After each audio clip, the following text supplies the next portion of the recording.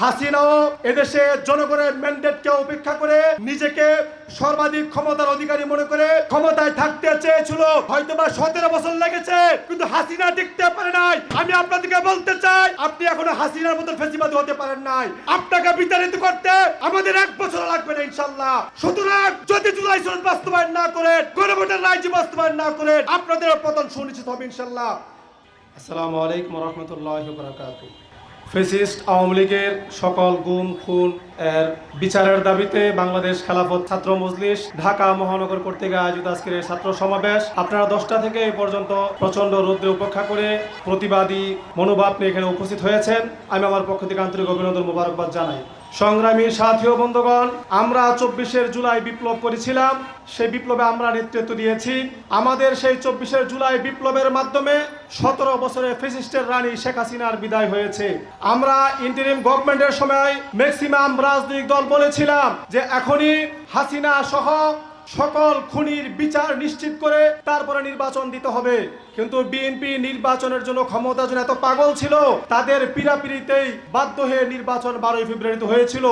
তারা বলেছিল অনির্বাচিত কোনো সরকার এই হত্যার বিচার তারা করতে পারবে না। নির্বাচন হয়েছে, আজকে প্রায় 5 মাস হয়ে গেছে বিএনপি সরকার ক্ষমতায় এসেছে। আপনারা কোনো দৃশ্যমান বিচার ব্যবস্থা দেখেছেন? অবশ্য দেখি না, এ কথা বললো ভুল হবে, কিন্তু যেটা ঘটেছে এটা আনন্দের সাথে বলবো না লজ্জা নিয়ে বলবো সেটা বুঝতে পারছি না। গত 2 দিন আগে দেখেছি যে দীর্ঘ 17 বছর হাসিনার যিনি সকল গুম খুনের ঘনিষ্ঠ সহযোগী ছিল, হাসানুল হক ইনুকে 10 বছরের কারাদণ্ড দিয়েছে। এটা আমাদের সাথে উপহাস করা হচ্ছে। অপরদিকে দেখলাম যিনি ফ্যাসিস্টের অংশীজন ছিল, হাসিনার অংশীজন ছিল, সুরঞ্জিত সেনগুপ্তর হত্যা চেষ্টা মামলায় 10 নম্বর আসামি আমার ভাই হাফেজ নাঈমকে মৃত্যুদণ্ড দেওয়া হয়, মৃত্যুদণ্ডের আদেশ দেওয়া হয়। অথচ আগের যারা প্রধান আসামি তাদের সবাইকে খালাস দেওয়া হয়। এটা হাস্যকর অবস্থা হয়ে গেল না? আমার ভাই, তার বিরুদ্ধে কোনো সাক্ষ্য প্রমাণ কিছুই নেই, 174 দ্বারা জবানবন্দি নিয়ে তাকে আপনার মৃত্যুদণ্ডের আদেশ দিলেন। আর অপরদিকে যে সরাসরি খুনি ছিল তাকে মৃত্যুদণ্ড না দিয়ে আমার ভাই যে নিরপরাধ, যার বিরুদ্ধে সাক্ষ্য প্রমাণ নাই, তার বিরুদ্ধে আপনার মৃত্যুদণ্ডের আদেশ দেন। এটা জাতির সাথে উপহাস ছাড়ার কিছুই নয়। আপনাদের কাছে সমাবেশে স্পষ্ট বলে দিতে চাই, যদি আপনারা বিচারের নামে এই জাতির সাথে প্রহসন করেন, এই জাতি কখনো আপনাদেরকে মেনে নেবে না। আজকের এই সমাবেশ থেকে আমি আমার ভাই হাফেজ নাঈমের দ্রুত তার মৃত্যুদণ্ডাদেশ প্রত্যাহার করে দ্রুত তার মুক্তি নিশ্চিত দাবি করছি। পাশাপাশি কুখ্যাত খুনি হাসানুল হক ইনুর সর্বোচ্চ শাস্তি মৃত্যুদণ্ডের আদেশ আমরা কামনা করছি। সংগ্রামী সাথী ও বন্ধুগণ, আরেকটি কথা বলতে হয়, বর্তমান সরকার আওয়ামী লীগের মতনই আপনার দমন পীড়ন শুরু করে দিয়েছে। আপনার গত 2 দিন আগে আপনারা দেখেছেন কুষ্টিয়ার দৌলতপুরে বাংলাদেশ খেলাফত মজলিসের সংগ্রামী সভাপতি মাওলানা আসাদুজ্জামান আসাদকে তথাকথিত ভণ্ডপীর শামীম হত্যার মিথ্যা মামলা থেকে গ্রেফতার করা হয়েছে।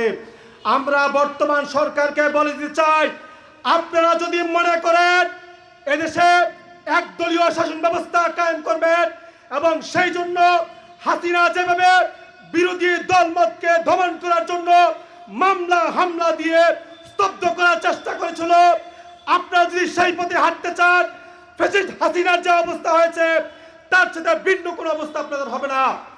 সংগ্রামী সাথী ও বন্ধুগণ, সর্বশেষ কথা বলতে চাই, এদেশের 70% লোক জুলাইয়ের যে সনদের পক্ষে গণভোটে হায়ের পক্ষে তারা ভোট দিয়েছিল। এদেশের সংখ্যাগরিষ্ঠ মানুষ 70% লোক গণভোটে হায়ের পক্ষে ভোট দিয়েছে।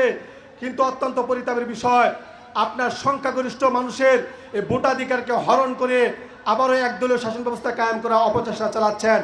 আপনাদেরকে স্পষ্ট বলে দিতে চাই, হাসিনাও এদেশে জনগণের ম্যান্ডেটকে উপেক্ষা করে নিজেকে সর্বাধিক ক্ষমতার অধিকারী মনে করে ক্ষমতায় থাকতে চেয়েছিল। হয়তোবা 17 বছর লেগেছে, কিন্তু হাসিনা টিকতে পারে নাই।